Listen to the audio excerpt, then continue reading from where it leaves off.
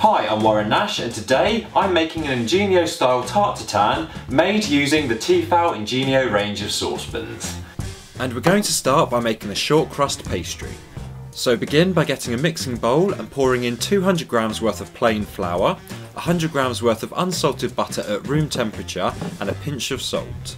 Then use your fingertips to mix the ingredients together until you're left with fine breadcrumbs. Now pour in 50 millilitres worth of water and then begin combining the ingredients using a wooden spoon. When the pastry begins clumping together, then use your hands to knead the ingredients into a smooth ball of pastry. Now get a small Ingenio saucepan and place the pastry in.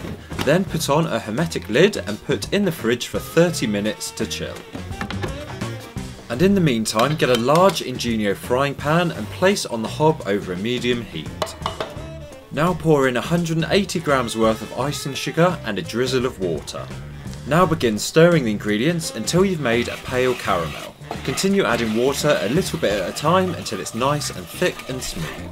And when the caramel's ready, remove from the heat and then place in 25 grams worth of unsalted butter and a pinch of cinnamon. Stir the ingredients whilst off the heat until the butter is melted and then set aside. And now we're going to prepare the apples. So take 10 golden apples and then peel them, then de-seed them and then slice them into quarters. When all of the apples are prepared, return to the frying pan and place the apples on top of the caramel in a rosette shape. Place them tightly together until the icing sugar's covered. If there are any gaps, cut any leftover pieces of apple in half and put them into the gaps. Finally, place 25 grams worth of butter, cut into pieces, over the top of the apples. Then leave aside until the pastry has chilled for 30 minutes. When it has, remove from the fridge and lightly flour a work surface. Place the dough on the flour and begin rolling it out with a rolling pin until it's the size just larger than the diameter of the frying pan. When the pastry is ready, place the frying pan on top and begin cutting the pastry out so it's the same shape and slightly bigger than the pan. Then place the pastry on top and begin tucking the pastry in the gap between the pan and the apples. And finally, sprinkle the Tarte Tatin with 20 grams worth of icing sugar and then it should look something like this.